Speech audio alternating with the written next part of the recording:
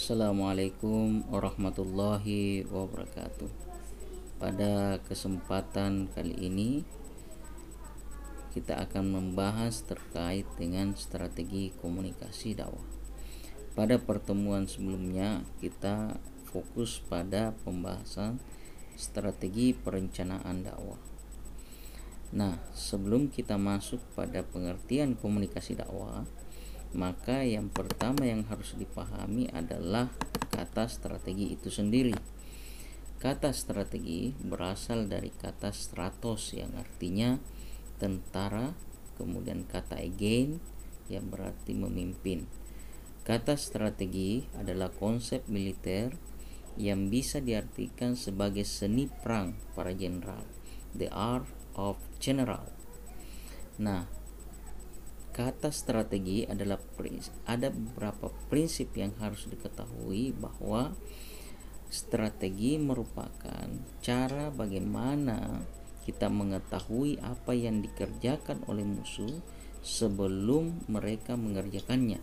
Artinya apa? Bahwa dalam kegiatan dakwah atau aktivitas dakwah, kita harus mengetahui medan dakwah kita harus mengetahui peta dakwah, di mana kita berdakwah, bagaimana khalayaknya, kemudian bagaimana mad'unya, baik secara psikologis, budaya maupun dari segi ekonomi, sehingga ketika kita melakukan sebuah dakwah, maka dakwah itu bisa dilakukan dengan baik dan pesan-pesan yang kita sampaikan itu bisa diterima dengan baik.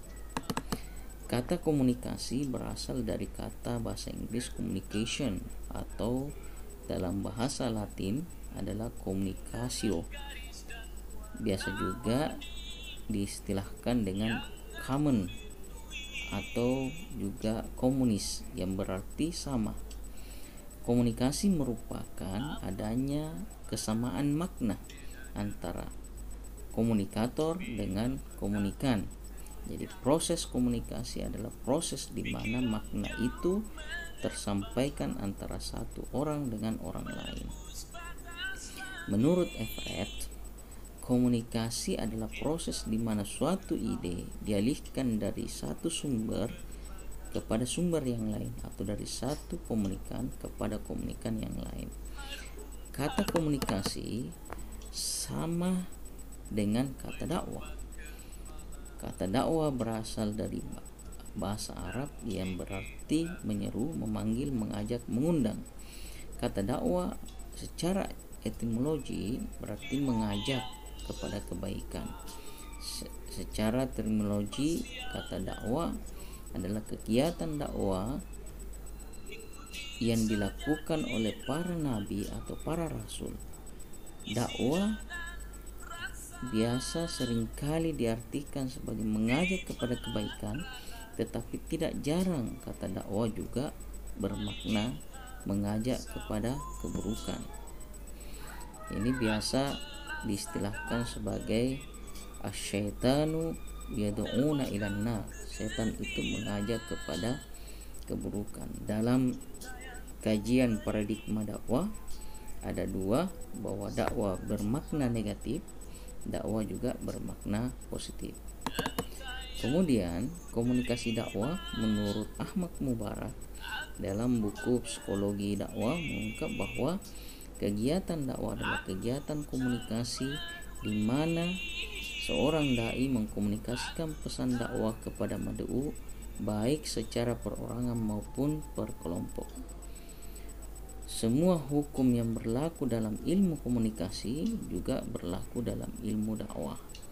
Yang menjadi perbedaan antara ilmu dakwah dan ilmu komunikasi adalah letak pada pesan-pesan Islami atau pesan-pesan keagamaan yang disampaikan dalam dakwah.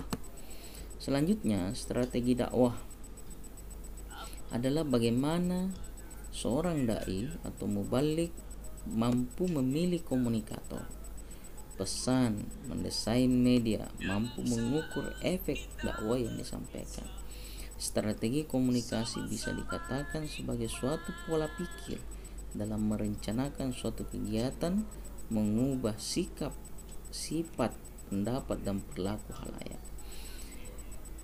Di sini kita melihat bahwa strategi komunikasi dakwah merupakan bagaimana cara kita ya menentukan seorang komunikator, seorang mubalik yang cocok pada medan tertentu, seorang mubalik yang cocok pada tempat dan budaya tertentu.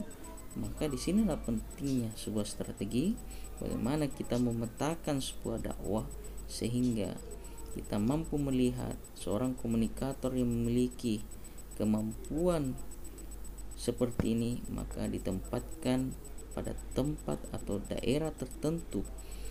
Ya, misalnya saja seorang komunikator atau mubalik yang memahami bahasa daerah, maka ditempatkanlah pada daerah tersebut. Seorang komunikator yang suka menyampaikan pesan dengan hiburan, maka kita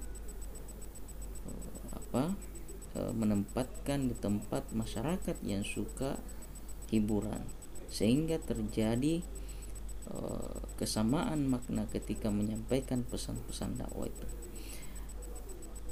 Metode dakwah adalah cara jalan sistem tata pikir seorang mubalik yang jelas dan terukur untuk mencapai tujuan dalam menyampaikan dakwah. Sebagaimana dikemukakan oleh Ahmad Mustafa Al-Maraghi dalam tafsir Al-Maraghi tersebut, ada 3 metode dakwah. Yang pertama adalah metode hikmah ya, kemudian yang kedua metode al-mau'izah hasanah, kemudian metode al-mujadalah. Metode hikmah adalah metode menyampaikan pesan dengan bijak ya, perkataan yang jelas disertai dengan dalil-dalil. Biasanya metode hikmah ini disampaikan kepada orang-orang yang memiliki pemahaman keagamaan yang tinggi, tapi mereka lupa terhadap konsep-konsep agama itu, sehingga kita mengingatkan dengan cara al-hikmah. Biasanya metode al-hikmah disampaikan kepada orang-orang yang memiliki tingkat spiritual tinggi, memiliki tingkat kecerdasan tinggi. Begitu pula metode al-mau'izah hasanah adalah berdiskusi dengan cara yang baik ya. Kemudian al-mujadalah, kata mujadalah berasal dari kata jidal, artinya meluruskan yang kusut ya. Misalnya wacana-wacana yang mungkin kurang dipahami oleh masyarakat itu kemudian diperdebatkan, sehingga yang tadinya kurang dipahami menjadi mudah untuk dipahami, atau kemudian memiliki solusi sehingga yang kusut tadi menjadi rapi, menjadi lurus, sehingga menemukan solusi-solusi dari permasalahan yang timbul di tengah-tengah masyarakat. Saya kira demikian untuk pertemuan kali ini. Kita akhiri dengan ucapan alhamdulillahirabbil alamin. Wassalamualaikum warahmatullahi wabarakatuh.